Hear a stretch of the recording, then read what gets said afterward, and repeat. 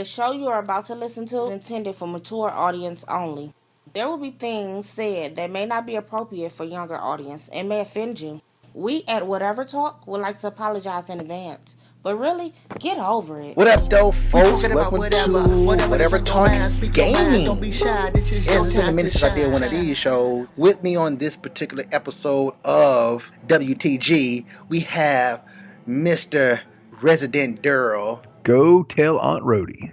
That's the theme song from Resident Evil 7. And speaking of that, that is exactly the game we're going to be talking about. We're going to give our first impressions of Resident Evil 7 wait a minute, did you beat it yet? Absolutely. Okay, so we're not going to give our first impressions of it. We're going to give our impressions of it. Yep. Because I beat it not once, not twice, but 3 times. Wow, I just finished it the first time. Now I've had a busy couple weeks, so I haven't really got to, put the time in I want. But I did finish my first playthrough, and I clocked out at about 11 and a half hours around there somewhere. Okay, I clocked out on around 15 hours and some change. But I don't know if me and you play games the same way. On my first playthrough, no matter, I don't speedrun at all. Like, I ventured through all the nooks and crannies of everything. If I can see it, I'm going to it. If I can walk through it, I'm walking through it just to see, because if you're a vet gamer, then you know it's all kinds of possibly Easter eggs. Oh yeah. So that's why it takes me longer than most parties, but I also do beat it faster than most parties also at the same time. See, I'm the same way. I play things like old school Resident Evil games where, a lot of that stuff doesn't light up when you walk into a room. So I remember playing old school Resident Evil where you just walk up to everything and you click on it and you try to see if it'll do something. So that's the way I play. You read articles too? I read everything. Every one of them. Like, I read all the articles. Also, before we continue with the rest of the show, you may hear some faint music in the background. That's a straight fire. I am recording this at work. I work at a radio station, and so you might hear some. I'm going to try my best to cut it out when I'm not speaking. So, yeah. That's Donnie's new mixtape right there. That's straight fire. I bet you didn't even know I could speak those languages. But since we both beat Resident Evil 7, Biohazard, I don't want to beat around the bush. I don't want to get to the nitty-gritty of the game. So if you guys listen to me and Darrell's first Resident Evil show, where we talked about the whole ins and outs from nearly Resident Evil 1 leading up to Resident Evil 7, in that episode, we both were excited for it. Darrell was a little bit more excited than me, but we both were still on the I'm not quite sure side of the game. Mainly due to this one bit factor that changes the game, first person view. Yep. That is a big factor for a lot of gamers. I'm a gamer who does not care for first person view games, but I will play them. And for this to be Resident Evil's, every game that they made was in third party minus one spinoff, I think. I think it was Resident Evil Survival. That was Survivor was a on-rail shooter. Survivor 2, which didn't come to the U.S., was also an on-rail shooter. Okay. And then Dead Aim was third person until you got into a monster closet, and then it would go first person on rails. But what the heck? Yeah, that was a little odd. I forgot about Dead Aim, but I didn't know it did that when you get into altercation. Basically, it was like a Final Fantasy type thing. Yeah, pretty much. Very much like that. You would be third person, and you'd search and look at everything Resident Evil style, and then you'd get into a room, and it would do the whole Final Fantasy Parasite Eve blurry kind of. Oh, there's a screen change. What the heck? No, it's not as dramatic. It was more so just a perspective shift. But then it would be a fixed camera on rail shooter kind of thing where you could just move the cursor for your weapons. So it was neat. It was definitely one of my favorite spin-offs of Resident Evil. Okay. Well, we also was stated in that other show that we did on Resident Evil, I said that the game reminds me of a PlayStation 2 game called The Hunting Grounds. If you haven't played it, I played it and beat it, and the game has zero combat in it. Your companion is a canine, I believe it's a husky, and if the dog is with you at the particular session that somebody comes, you can sit the dog on that person and use the dog as your decoy to get away. So you yourself don't fight. You just walk around the mansion trying to figure out what the heck is the backstory behind this, because you've been invited and kidnapped type thing. The game was interesting. For one, don't care for those type of games, but I'm always curious of new type of games like that. So I liked it enough to play it all the way through and figure out what was the big deal behind why she was in this situation. But like I said, I said that Resident Evil 7 was going to be similar to that. I would like to say I love when games prove me wrong. I love it because now it gives me something else to talk about. There you go. And Resident Evil 7 proved me wrong on, I guess you could say, 7 levels, because it's Resident Evil 7. Snap. Man, okay, the game is nothing like The Hunting Ground. That is, let me get that out the way. Nothing like The Hunting Ground. In fact, I'm going to say the only issue with the game, even though that it adds to the fear factor, it's the first person view. It's a first person view. That's the only thing that's the issue with the game with me. When they say they went back to their roots, they went back to their roots in every single way, minus the first person shooter. Is that they brought back not only typewriters, or what you can say a modern, but I can't say modern, but they went back to the typewriter type saves. Yeah. Not only did they go back to that, they brought back the map looked just like the freaking map in part 1. Yes, they did. They did a fantastic job on that. Yes. If you are a Resident Evil fan and you know the ins and outs of the Resident Evil games, minus the spin-off, you don't really have to know too much about the spin-off. Just stick on the main ones, 1, 2, 3, 4, 5, 6, and Code Veronica. You can say that's kind of like a main line. Yeah, that's a mainline spin-off. But if you know your Resident Evil, they went back to Resident Evil on this. Yep. They did good. Awesome. Let's get into the nitty gritty, because it's gonna be it's gonna be some major hypotheticals, and it's gonna be some points in here where we're gonna be like, man, what the heck were they thinking about? Because I did come across a few of those. Like, come on, for real. Now, the first thing I want to talk about is I do hate this new system, or what they call blocking. I hate that with a passion. I hate that with a passion, because ain't no way in the world I'm going to just hold up my arms and block a freaking shovel. You can block it, but you will not be blocking a second time, because a lot of things is broke at that point. You can't block a freaking car coming at you. And what I mean by that is, here's a spoiler. I don't know if you've seen this, Darrell. Did you know the portion where you fight the daddy of the house in the garage, and you had to get into that car and drive around and stuff like that? Okay. Well, I know what you're talking about, but I didn't. Okay, I know exactly what you're talking about, but I don't think I've beat that boss the correct way. No, if you beat the game, you did beat him the correct way. Well, okay, so because I've heard what happened? For me, okay, I mean, obviously the ending is the same. He, the car blows up and he, catches on fire or whatever.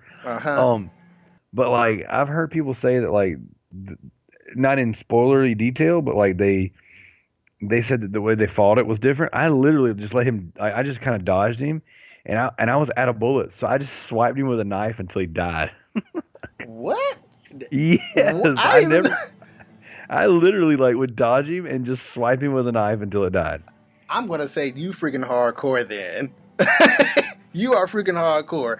Okay, yes, there will be spoilers in this, folks. I should have said that in the beginning. But yes, in order to, I guess you could say, progress through that stage a lot faster than what Darrell just did, a lot faster, is you have to find the keys to that car that's in the driveway, and you have to get in it and pretty much run him down. But of course, he is immortal. Just like everybody else in the house. When I played, he got in the car. But yeah, okay, that's what I was just about to say. Like, if you, okay, this is what happens.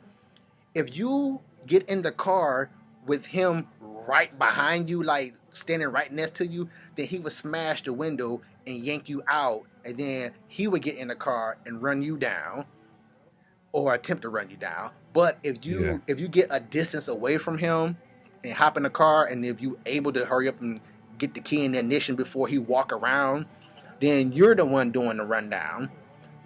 Gotcha. But at the same time, again, ain't no way in the world you gonna be blocking no freaking car with your freaking hands. Yeah. I have no idea what went on. Well, again, what's my man's who making the name of the game? I mean, who made the game? I don't remember his name. Shinji Mikami didn't make this one. Oh, he didn't? No, this is the guy this guy was on the crew that made the HD remake for GameCube, the actual remake of the first game. Uh-huh. Yeah, Shinji Mikami, he has a different studio. He made The Evil Within, and he's not doing Resident Evil anymore. Oh, okay, well, that's why it hasn't been scary in a while. Oh, okay, well, that guy who did Resident Evil 7, I don't know what. You should have fired that guy, whoever came up with the idea of blocking. Blocking in Resident Evil, that junk that's the dumbest concept I've ever seen in Resident Evil. Dumbest. I would prefer Chris punching boulders over blocking an enemy with your hands, with your arms. And they here's the thing, and my biggest takeaway on the blocking system was that I never did it. I never did it either. I would do it after I'm literally almost dead. I would have no choice, and I really now on my next playthrough, because I just finished my first one, I will block more this time because of how crucial I learned that it is. But I did not block, and I probably took a lot of unnecessary damage. I didn't block, but I will say this also. Matter of fact, I get into it on later on in the show, because I'm playing it on hard now, on Madhouse mode, and you will need to block. It is it's matter of fact, you're gonna have to block no matter what on that. The guy runs like he's a freaking Olympian, the daddy of the house. He is on you, and when he grabs you, he turns you around and does some damage. So you're gonna block on Madhouse mode. But I'll get more into that later on in the show, because I have some tips before you get into Madhouse mode for you and the listeners. Awesome. So that's gonna be good. Now, the next thing that I want to talk about is the time period that it's set in, because they say it's not a reboot, but it's playing like a reboot. Yeah, it's supposedly 4 years after Resident Evil 6. 4 years after Resident Evil 6. Okay. Right. Now, Resident Evil 6 went from somewhere upstate or upwards in the United States to China to Europe to whatever. This is obviously 4 years after all the damage that Chris and Leon did, and it's down in the bayous of Louisiana. Okay, but the ending of the game conflicts with what you said. Hey, I couldn't remember the exact time period that it was in, but I just knew that it was at least 17 to 18 years. Nope, it was at least 18 to 19, 20 years after what happened in Raccoon City. Because I want to say I found a piece of paper that said it was 16 years. 16 years. Yes, that's why I say I say 18 to 19 to 20, because when you first appear, it's 3 years after your wife had went away. Yeah. So tack that on to the Yeah, newspaper to clipping. 16. Yeah. So that's like, you're right. That's 19 years. Yeah, so that's why. It's around that time frame. But what you just said conflicts about, you said 3 years, 4 years after Resident Evil 6. That's what they said at Capcom, that this takes place 4 years after. 4 years after Resident Evil 6, but yeah. the ending conflicts with that. And what I mean by that is, at the end of the game, you meet who is presumed to be Chris Redfield. He doesn't say his first name. He just said Redfield here. It just says Redfield, yeah. Yeah, but at the same time, it's Chris. We know it's Chris. As a matter of fact, in the credits, it says Chris Redfield in the credits. Yeah, I scratched my head on that one. I didn't pay attention to the credits. I was more so blown away by the logo on the outside of the. That's why I said it conflicts with what you said, because it has Umbrella's logo on the helicopter.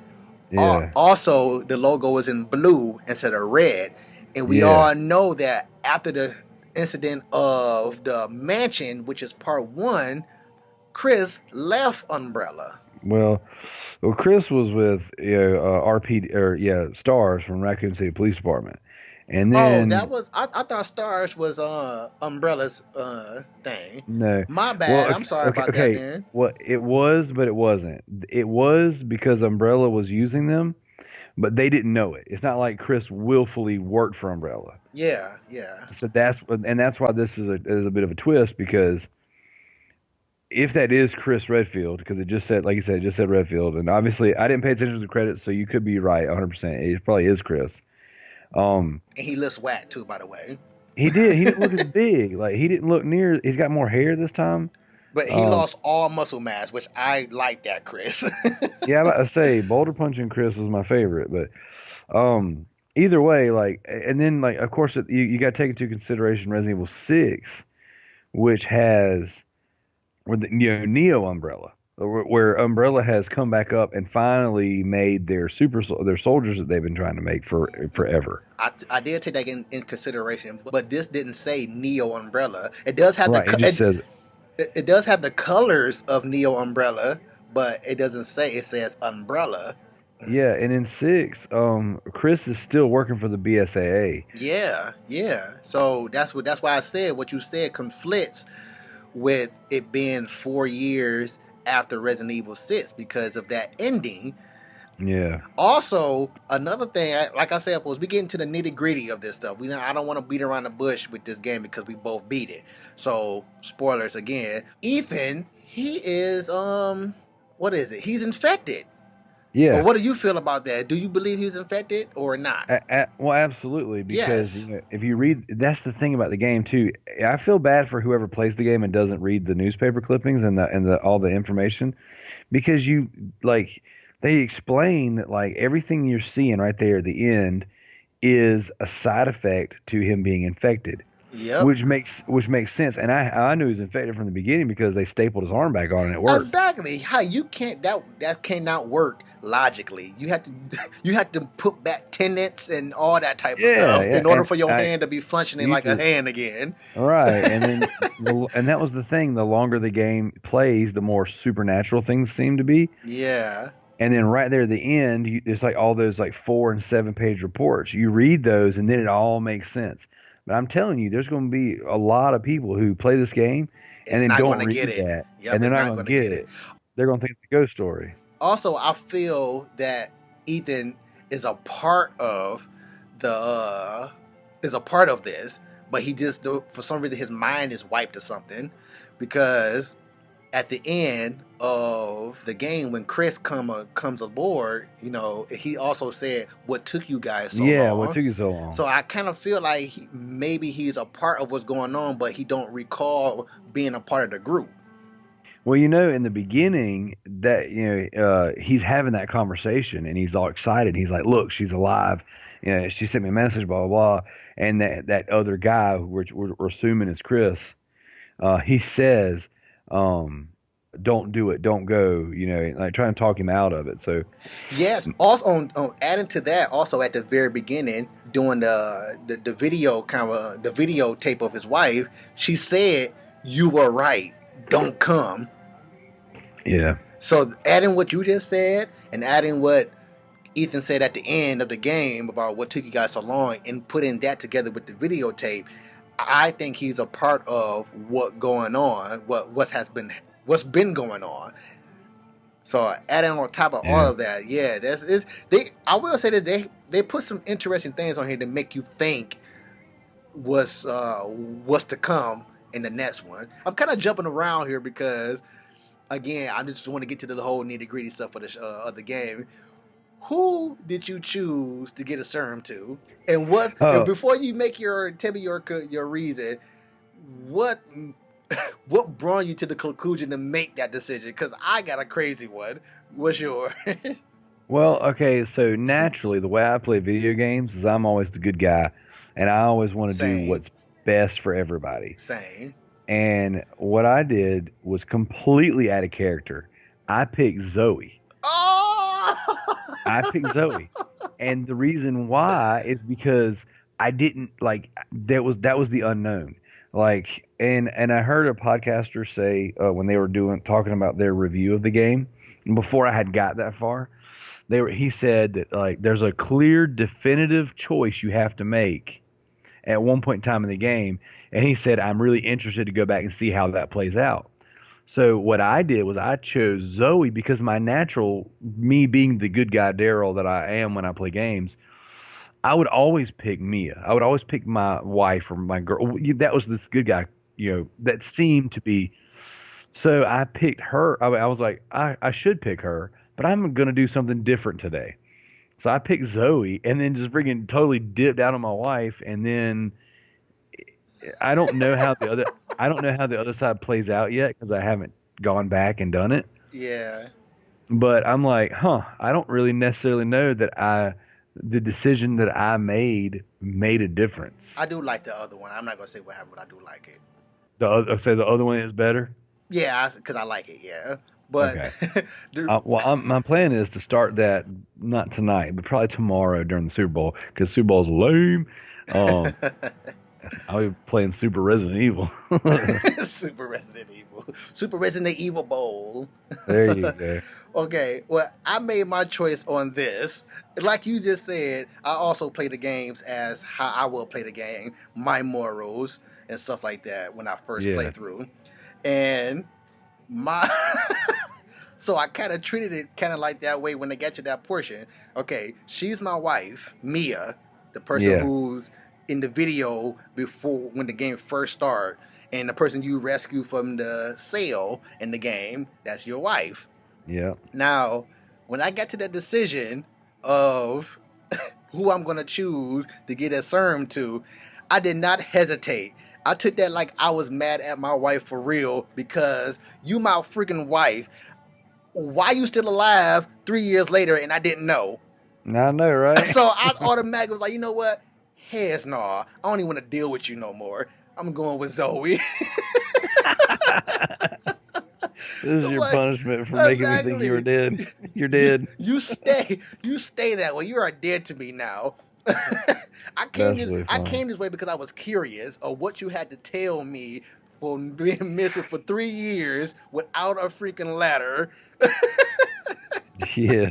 So that's what drove my decision on who I was going to give it to. But when I thought about it, it made me laugh because I was like, that is the primary reason why I chose Zoe, because my wife been alive for 3 years and I just not finding out about it. And I would have never found out about it if I might have overlooked it, but it was either the son or Evelyn that emailed her. I think it was Evelyn that emailed, no, I said her, that emailed him to come because Mia said she didn't do it.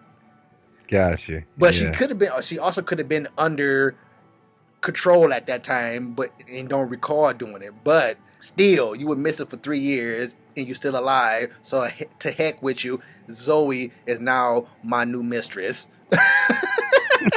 No, I wouldn't go with mistress, but because the whole family twisted. but I'm going with her. And he did make a good point too after that. He said, where she knows this area, I will come back for you. Yep. I didn't know that at the time, but when he made his dialogue after I picked Zoe over my, you can call it selfish or petty reasons, he did make a good point. She knows this bayou. She knows this area. I will come back for you after we figure out what's going on. You know, after we get to help. After we get to help, I can't go nowhere with you because you don't know nothing around here. And the thing I kept thinking of was there, like in the beginning of the game, like she cut my hand off. Oh, like, that too. It's like you at any second you could flip and turn on me and cut another hand off, and I might not have nobody to staple it back on this time. I left the only person who is surgical with staples. She's a freaking god with a staple. Yeah. And I left her around, and you the one cut off my other hand. I just got my bad hand working properly. It's not 100% yet. You're gonna cut off my good hand. That jump was funny. But yeah, that I thought it was really funny on why I chose to get a serum, not to Mia. That was hilarious when I thought about it. But overall, this game is great. And let me tell you, I told you I beat it 3 times, and I'm in the very beginning stage of Madhouse mode. And all three times, okay, the first time I was jumping like crazy. Yeah. And again, I'm scared so many times. Yes, I'm a horror fanatic, but when I watch horror movies, I don't jump because I pretty much can tell the movies, and I've done it so many times with practically every horror movie when I got grown because I've been watching them since I was a kid, and I know the formula of horror movies. That's how great of a horror fanatic that I am. Like, I'm real huge on horror movies or horror or anything. Yeah, same here. Yeah, so I don't jump on horror movies anymore. I just watch them for entertainment purposes and hopefully a good story. But when I'm playing horror games, video games, I'm all in it. Like, I am Isaac now. I am Chris or Jill now. You know what I'm saying? So when things happen in a horror game, yes, I'm jumping like crazy. So I'm jumping on the first playthrough like crazy. And I beat it 2 more times after the first time. I wasn't jumping as much, but I'm still frightened. Yeah. Even though I know what's coming along. And even on easy, I'm jumping. And yes, listeners and Darrell, you're going to play it on easy because that is the way to get the speed run if you want. If you don't want trouble, but you will die on easy. Guarantee you're going to die on easy. That game was really tough. I was very impressed with the difficulty. Oh, yes. Because I started on normal because that's the highest difficulty you can get to start with. Uh-huh. And most Resident Evil games their harder difficulties are usually pretty friggin' tough. Professional is usually pretty aggravating. I don't even want to play Madhouse right now. I really don't, man. I really, really don't. It's making me so angry. I'm getting so much blonde hair inside thing that me and Darrell were talking about. Oh, that's funny. Well, see, and that's the thing. I'm going to do exactly what you did. I play the game on normal to start because that's just how you do it. Yeah, you're supposed to. And then I'm going to go back and play it on easy, and I'm going to knock out the collectible trophies because you have to collect, like, the game. I got some of that stuff. Like, I got when I beat the game and it gives you like your stats at the end. Uh-huh. I clocked out with I did all the videotapes in my first run. And I got most of the trophies that are inside the videotapes. Uh-huh. I got 30 out of 32 newspapers and articles and stuff like that. I missed 2 of those, which sucks. Yeah, I hate that, Judd. I hate it when it's stuff like that. I think I only missed 1 coin, 1 antique coin, maybe 2. I don't remember. I know to get the Magnum, I'm only 1 coin short. So I don't know if there's extra other than that. I don't remember what it said. And I missed 4 bobbleheads. Okay. Well, first of all, I'm going to say you don't need the Magnum. I haven't used the Magnum at all in this game. And I started to use it just to see how the Magnum work, because Magnums is like, okay, the thing to have in video games, and especially Resident Evil, is it's the shotgun and Magnum. Shotgun is like almost a godly weapon in video games, a shotgun. The shotgun is king in this game. Yes, and Magnums also, that is the gun to have if you want a handgun. But I never used, at all my playthroughs, I did not use the Magnum. I got the Magnum once, but I never fired it. I got it and grabbed it out of the I grabbed it out of the cage. First of all, I didn't know what those coins are used for, but I kind of put two and two together. I was like, let me see that those coins mean that I put it in this machine. So it did, and it took. So I grabbed the Magnum, but I just put it right in the chest because I was going to use it to save it for. I know in Resident Evil games, Magnum rounds are like the scariest things in the game. So I was like, you know what? I got the Magnum this early. This is pretty early in the game to get a Magnum in Resident Evil. So I was like, you know what? I know I'm going to need this later on. So I put it up, and my thoughts was to come to it later, but never did. I never came back to it on none of my playthroughs. My second playthrough, I played it on normal again. I did find out that your bobbleheads carry over.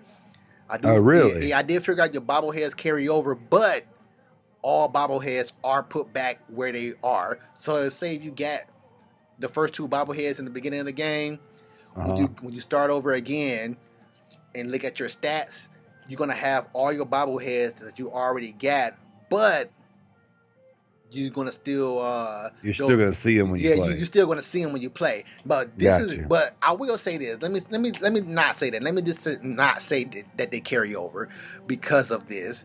Since they reappear on every playthrough, I'm not sure if just their stats carry over or just the bobblehead itself carry over. Because I'm saying that because maybe you do have to still get those same bobbleheads in one playthrough. Maybe you have to get the bobbleheads in That's what the trophy said. Oh, I said in one playthrough. So okay, one playthrough, yeah. All right, again. So then they don't carry over. Just your maybe it's a coding thing, but your bobblehead stats carry over. All the other stuff go back to zero, but your bobblehead stats carry over. But like you just said, the trophy says you got to get it all at one playthrough. So you're just the number of what you collected carry over, but you still have to get all of them all over again.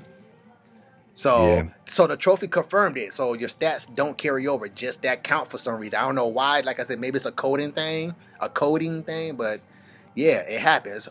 Here's my little tips and stuff now. Don't even try to play Madhouse mode without your speed run. Oh, the speed run unlocks something? Yes. When you beat the game in under 4 hours, it gives you a buzzsaw. And what? Yes, and once you get the buzzsaw, you ain't got to worry about having that knife in your inventory anymore, because the buzzsaw, just like in real life, does more damage than a knife would. Yeah. So in Madhouse mode, that mode will work wonders for you in Madhouse mode. This is what I did. I did my stuff on normal. After I played through it the first time, I had my joy playing through it, getting what I can get at, on my first run.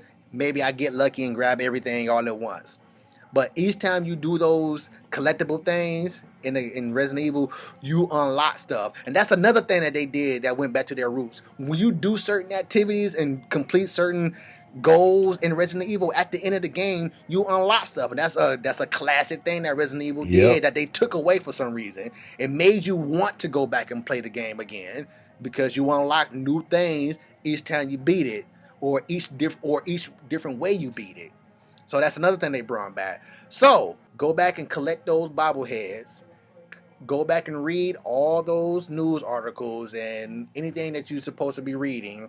Also go back and collect all those coins, because when you beat the game, I think when you beat the game with all the bobbleheads, you get this little ninja scroll type thing called the Art of Defense, or the Essence of Defense, or something like that. When you get it, when you do that stupid block thing, it takes like half damage or not as much damage as it used to take. Huh. That's all. That's really good to know. Yes, but if you read all the news articles read and all that stuff, you get another one called the expert defense or something like that. It's another thing called something defense. I forget the names of them. But if you have both of those in your inventory at the same time, now when you block, it takes 0 damage. Ah. And that one you will need come Madhouse mode. So do Madhouse last. Do Madhouse last. Use Madhouse as the thing that you get, that you just have to beat. Because you just have to beat Madhouse. Oh, no, I'm sorry. You have to beat Madhouse and you have to collect the coins in Madhouse. And it's a different ball game with the coins in Madhouse. Not only is it a heck of a lot more that they're not in the same location as normal mode is. They're 33 coins in Madhouse mode. Only the first one, the one that's in the cabinet in the kitchen or the dresser in the kitchen. Yeah. That's the only one that's in the same spot from normal. But the rest of them, they're scattered in completely new places. In fact, you had to use certain coins that you find, a set number of those coins, to use in those machines that you get the Magnum gun, to put them in those machines just to get other coins. See, that's crazy. That's old school Resident Evil 2, because you remember they used to put on the old games arranged mode on Resident Evil 1, 2, and 3. So you would essentially play the game again after you beat the game a few times, but then you unlock a new mode called arranged mode where it moves all the items around. Ah, yeah, I do remember that for real now. Yeah. So you would go essentially where you would find like the shotgun, for example, or where your F8 spray, your herbs are normally at.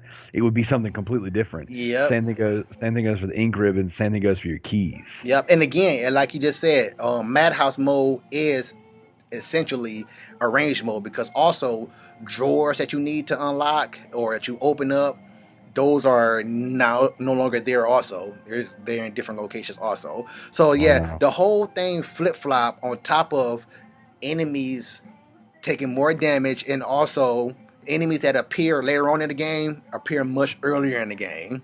So things like that. Also, again, when you beat the game just for beating it without anything's collected, you automatically get Wesker's gun. That you get that gun that you shoot at the very end. Which I forgot to even mention that. What the heck? A freaking handgun destroying the main beast when it's supposed to be a rocket launcher? I know. What the Every heck? Resident Evil has always done that. What the freaking heck? A handgun. A handgun, man. What the freaking heck? I will say this. The handgun at the end of the game did seem to shoot like magic bullets for some reason. Yeah, but that you would not have that same effect when you get it in your inventory when you start a new game. The gun is just more powerful than the handgun that you already get. So it only holds 3 rounds. It does sound magnificent. When the gun fires, it sounds like a freaking beast when it fires. But it only holds 3 rounds, and it does not shoot the magic bullets like it did at the end of the game. Also, when you beat it again, even though you do have Wesker's gun in your inventory, and you might be shooting her with it, once it get knocked down, and then that portion of the game come again, now the gun shoots magic bullets again. I hate that. Yeah, gotcha. So my pointers for before even attempting Madhouse mode, beat the game the first time. If you can collect everything on the first time, hey, you did it. You the man. I'm talking about without any looking up stuff online. Hey, you the man.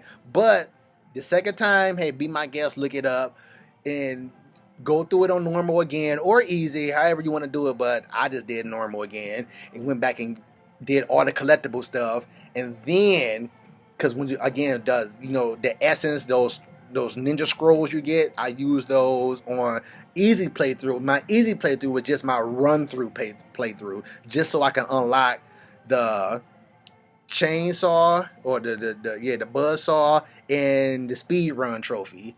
So just run through it. You gotta be done in under 4 hours. I did mine in 3 hours and 11 minutes and some change. And yes, I was I was scared that I'd go be like 4 hours and 15 milliseconds. I'm like, God dang it. I was going to be mad because I just felt like it was going to be like that. But Yep. I did it. I did it. And yes, that's the way I did it. And that's the way I recommend you get it. Because, yeah, I did attempt Madhouse without going through the speed run. I knew what the speed run to give me, but I didn't know that buzzsaw was that powerful. So I stopped Madhouse mode when I stopped Madhouse mode about an hour and a half into it. And you might say like, hey, that's a long time. I was pretty far an hour and a half into it, but now when you play in Madhouse mode, I guarantee you an hour will pass before you even get past Mia the first time. I guarantee you, you're gonna get so mad in Madhouse mode. I was heated.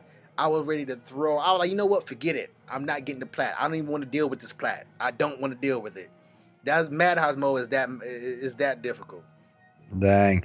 See, when I beat this game, like I said, it was difficult. Like the first playthrough, and like, I know Resident Evil games, the first playthrough is always usually somewhat difficult. Yeah. Because even the action Resident Evil games, like you still run out of bullets, you know, like you still there's still things that you don't have, you know, and like the thing I love about Resident Evil is it's always rewarded you for, like you said, beating the game. You beat the game, you unlock this. I think it was like Resident Evil 5. If you beat the game under the 3 hours or whatever, you get the rocket launcher or something like that. The infinite rocket launcher or whatever, and that's a staple in the Resident Evil inventory. The fact that I didn't shoot a single rocket launcher in this game was very, very unpleasing. Yeah, I was anticlimactic. I'm like I mean, cool. I like the gun. That it was Wesker's gun being a throwback or whatever. That's fine. Well, they referenced Wesker another time in the game, also doing a radio call at the end of the game where the helicopter guy was saying, the son was making sending letters and sending information to who. So we could all guess who is Wesker. Yep. And so I was when I listened to that, I was like, oh, please tell me it's Wesker. So here's a question for you. The son got away, right? Like the son, as far as we know, at first I thought the son was that big creature with all the eyeballs on it. I thought that was the son at first because he did walk away in that area. So I was like, maybe that was him mutated. But I was like, well, I didn't never fight him for him to mutate. I thought Resident Evil enemies only mutate. I thought they could not mutate at will. They could only mutate doing a set amount of damage is done to him. Right, which makes sense because that's what we did to the Pops, and and he mutated. And at first I thought the same thing because when he come flying in that building, I was like, which one is this? Yeah. But then Lucas or whatever his name is, he's still setting traps for us all the way to the end of the game. Yep. So according to well, we could just make the assumption he got away. Also, due to the whole, I watched this video on it, and at the end of the game, when you in like the minefields and all the mine, not the minefield, but the mine, you come up right before your last area with the treasure box, where you can grab items out of it. Yeah. That last area, when you walk out the door and look straight ahead, there's a big corridor that's blocked off by a huge metal door that you cannot enter. And they had made assumptions in this video I watched, like maybe that's like another secret location that we might get in that so-called free DLC that we might get after you beat the game, and the game tells you get a free DLC. Yeah. No more heroes or whatever. No more heroes, and you're maybe supposed to be playing with Chris Redfield and that. And they saying maybe we might figure out what's behind that door during that DLC, because that is quite strange that door does not look like it's supposed to have been there, and it does look like maybe it was built at quite recently. But you can't open it. It doesn't have any indications on it. But we know, like, come on, this is a minefield, and all throughout the whole entire minefield, it was either a big hole or a door that was made like in the mansions and all the other doors you've been walking through. But this one door, it got all these mechanisms on it, and you can't do nothing with it. So this is a hypothetical. Maybe we might find out. But yeah, I would make the assumption that the son got away. Also, I'm glad you bring up the son. Doing that whole thing where Ethan was having like that flashback thing where he's able to connect with the other folks who are infected, which is another prime example that Ethan is affected because he's able to communicate with the other people that's linked together with Evelyn. During that portion, the dad was like, we're not killers. I'm far from a killer. I'm not a killer. My daughter's not a killer. My son's not a killer. We're not killers. But on the other hand, the whole son ordeal, when you go to the son's room, he got all kinds of journals of this kid being satanic.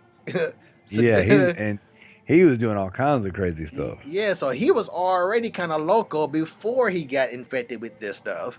Y'all might not have been killers, but your son was secretly Jason, secretly Michael Myers. Yeah, Mike Myers upstairs. Exactly. You didn't even know it. Yeah, because matter of fact, in one of his journals, he had some kid or somebody up in the attic that he just left to starve to death. And he even stated like, well, it's starting to smell funny. I'm starting to get like a leak through my roof, which is because assume that the body is decomposing and the liquid is going through the roof at that point of the note that you read. Yeah. So yeah, the son, like y'all might not have been killers, but the son is most definitely is freaking Michael Myers. And we talking about Rob Zombie Michael Myers. The original Michael Myers is not like what the freaking Rob Zombie did to him. I know my history on the bit 3 of Jason, Michael, and Freddy. There you go. I know my history. Mike Myers was not a freaking crazed kid like Rob Zombie made him out to be. I'm not saying that. That's a nice assumption of what Rob Zombie did, but no, that's not what he was. I don't want to get into that. That's not Resident Evil. That's another show. But I want to say, I mean, I know you said the game was great. I agree. I think the game's great.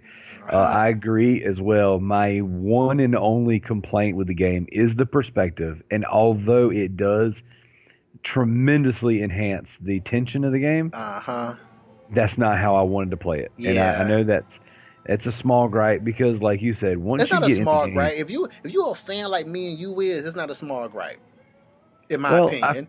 But I do hear you. I do hear you, though. I agree that it's not a small gripe because it's a huge deal, but they did such a good job with it. And they told such, like, the atmosphere. They told that story with the sound.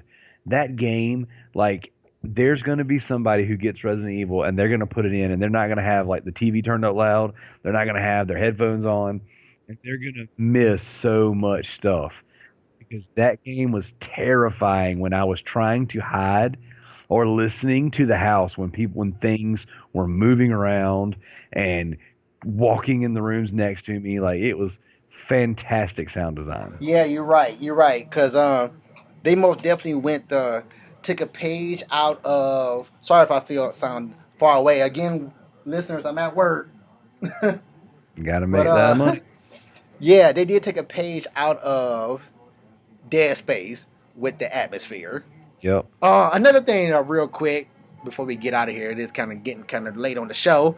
Another thing is that I kind of say that the dad was a bit much. Yeah, he was a little over the top. Yeah, what I mean by that is that, like, come on, like, he was literally everywhere you turn, and I know I slammed the door on this guy's Facebook, yet why is he down the street waiting for me? Yep. I wonder, like, if he can heal himself, why is his cataracts ain't healed yet? He's still walking around with dang on glasses on. Man, because he's trying to look the part. I guess I was just gonna say maybe he's trying to look the part. But I forgot to mention this too. Also, I don't know if it's just if you beat it in speed run mode, but you also get a pair of X-ray glasses. So I think you get, if you beat it in the speed run on easy, you get the buzzsaw and a pair of X-ray glasses. And again, also remember, all this stuff take up inventory in your space. So you're limited to what the things you can carry until you get those 2 backpacks to add more inventory. The S-ray glasses, everything lights up. All the collectibles light up. So that will also help you with the 33 coins. That's awesome. So, and also make things even more easier if you somehow miss the 33 coins in Madhouse mode and you beat it, and you have to go through the drag. I hate repeating in any game. I hate repeating hard mode. I only want to play hard mode for the very last thing if I have to play it, and then never play it again. But if you miss the 33 coins on Madhouse mode and you happen to have to go back through it again, now you have unlimited ammo. So beating Madhouse mode will give you unlimited ammo. So now, even though he won't die, the dad won't die, no matter how many times you shoot him, but you can now have waste ammo on slowing him down so you can get away. And also you can, he had the S-ray glasses also to find those coins. So again, they just do so what the Resident Evil franchise needed by going back to their roots and giving you rewards for beating a game. Resident Evil 2, I have beat that game more than anything else in my life, because once I beat it, I got like the infinite submachine gun, the infinite rocket launcher, all that stuff. That submachine gun, yeah. And I remember just going through the game for hours and hours at a time and just beating it, and just killing all the zombies. Because back then you didn't have like Left 4 Dead, you didn't have all these horde modes. So my horde mode was, I'm gonna beat my favorite game again. I'm gonna beat my game. I beat it twice today. Going back to Ethan, he is just an average guy, or so we think he's an average guy. I still think he's a part of Umbrella. He just kind of like somewhere down the line kind of blocked it out or something. I don't know, but I think he's a part of Umbrella, and he's actually aware of it. I just don't think he was a soldier. I just say that I say what I say because he seems so. I guess you guys. Well, I guess what I'm about to say contradicts then, because I'm going to say he just seems so calm and collected than what one should be in this type of situation. That's why I say he's a part of it. But at the same time, well, if he knows this and if he's a part of it, well, I guess he could have a reason to be calm and collected, as one should not be in the situation. Like even with his wife been missing for 3 years, and when he meets her, he just say, "Hey, what are you doing laying down here?" Oh, dude, the fact that he wasn't. Yeah, they no-sold that junk too, because it's like he was very calm, very chill, and then like she freaking turned on him, cut his arm off, and he didn't even yell at her. Yeah, he didn't even. Yeah, he didn't even say. Even when I yell at my wife for stuff that's way less severe than that. Even the portion where he even got to the point where he thought he might have killed her by shoving the axe in her neck. Yep, even during that portion, he didn't weep like, "Oh no, what did I do?" or "What just happened?" He just walked on and answered the telephone. Also, another thing about me thinking that he's in on the whole thing is that, dude, you got a telephone, and when you pick it up, there's an and that tells you that phone is able to be used. Call 911. well, when 911 showed up, he got his freaking head chopped off. Well, the thing about the 911 in this one, my goodness, this goes into the horror movie territory. I hate cops that plays like the person that they just came across that's beaten, battered, bloody. They acting like, well, you the reason why you beaten, battered, and bloody and all that stuff. Like, this guy was clearly in a house that, far as you know, is abandoned as a cop. Because the way he talked, he was talking like, well, we've been coming up with reports of people missing. You an outsider. This house is clearly abandoned. You are an outsider, and you beating up. You got your freaking hand cut off. You can see that, but it's stapled together. And you looking at him as like, look, he didn't even bother to call him back up. Like, I would have called back up as soon as I made a conversation with this guy saying that, look, you look real bad. I need to call this in. I would have called it in right then and there. But that's the horror movie franchise right there. Also, another thing of a horror movie franchise, the only black guy and the first one to go. I literally said, well, there goes the token black guy in this game. Exactly. And out of everything in this whole entire game, he got killed the most drastic way. Like even the bosses that you get killed, that you have to kill in this game, died in a more humane way. And they were mutants. Oh my gosh! Dude, when that happened, I just shook my head and laughed. I was like, that's God an old horror trope.